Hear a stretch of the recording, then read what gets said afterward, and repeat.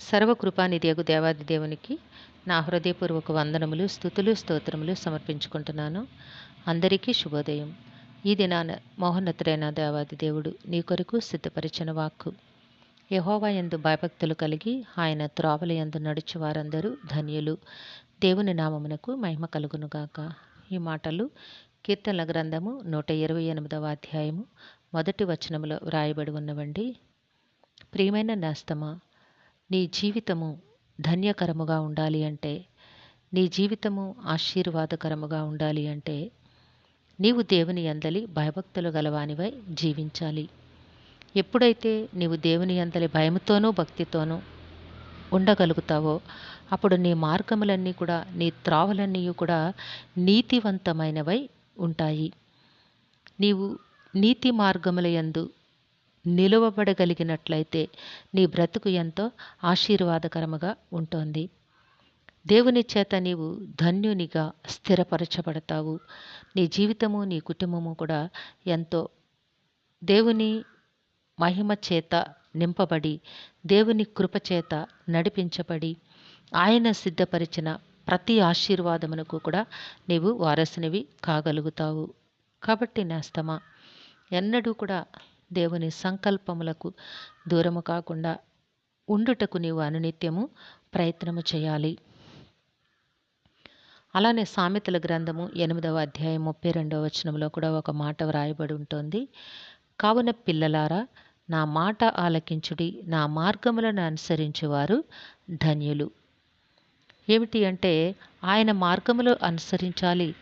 నీవు దేవుని చేత ధన్యునిగా పిలువబడాలి. అట్లా పిలువబడినట్లయితేనే నీవు దేవుడిచ్చే శాశ్వతమైన బహుమానమునకు, నిత్య జీవమునకు నీవు వారసునివి కాగలుగుతావు. కాబట్టి నేస్తమా, దేవుని మాటలు, దేవుని చిత్తము, దేవుని యందలి భయమును భక్తిని కలిగి జీవించుట, వీటికి ఎన్నడూ కూడా నీవు దూరము కాకుండా నీ జీవితమును నీవు స్థిరపరచుకోవలను. అట్టి జీవితము నీకు ఆశీర్వాదకరమైనది. అట్టి జీవితము నీ కుటుంబమునకు ఎంతో దీవెనకరమైనది. కనుక ఎల్లవేళలా కూడా దేవునితో అడుగులు వేస్తూ నీవు దేవుని యందలి భయముతోనూ భక్తితోనూ జీవించుటను మాత్రమే ఇష్టతగా దేవుని సన్నిధిలో కోరుకో. దేవుడు తప్పకుండా దేవుని యందలి భయభక్తులతో పాటు ఆశీర్వాదకరమైన దీవెనకరమైన జీవితమును కూడా నీకు అనుగ్రహిస్తారు. దేవుడు నిన్ను దీవించి ఆశీర్వదించునుగాక. ప్రార్థన చేసుకుందాము. జాలి, ప్రేమ, దయా, నమ్మకం కలిగిన మా తండ్రి, మీ ఘనమైన నామమును కొందనములు. మీ బిడ్డకి మీరు ఇచ్చిన వాక్కును బట్టి స్తుతులు సమర్పించుకుంటున్నాం రాజా. ఏ బిడ్డకైతే ఈ వాక్కును వినిపించున్నారో బిడ్డ జీవితంలోనూ కుటుంబంలోనూ కూడా మీ ఉన్నతమైన ఆశీర్వాదములు అనుగ్రహించండి తండ్రి. మీ కృపలో నడిపించండి.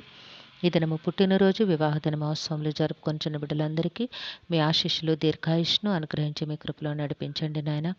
మా ప్రియులందరినీ, వారి కుటుంబములను మీ దివ్య హస్తములకు అప్పగించుకొంచున్నాం తండ్రి.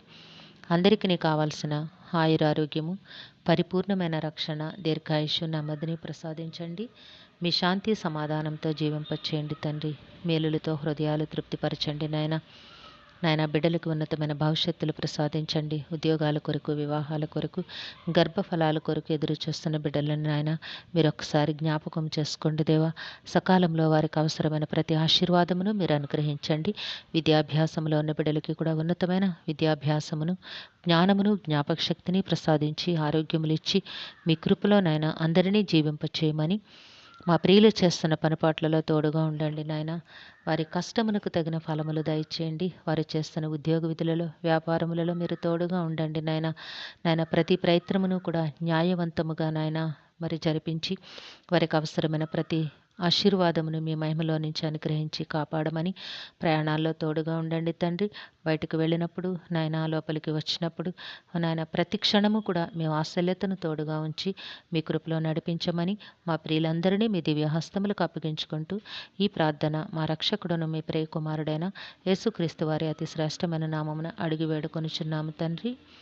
ఆమెన్. సర్వకృపానిధియగు దేవుడు మీ కుటుంబ జీవితంలో ఉన్నతమైన ఆశీర్వాదములు అనుగ్రహించి మిమ్మును ఆయన నామ మహిమ కొరకు జీవింపచేయునుగాక. Amen, amen, amen.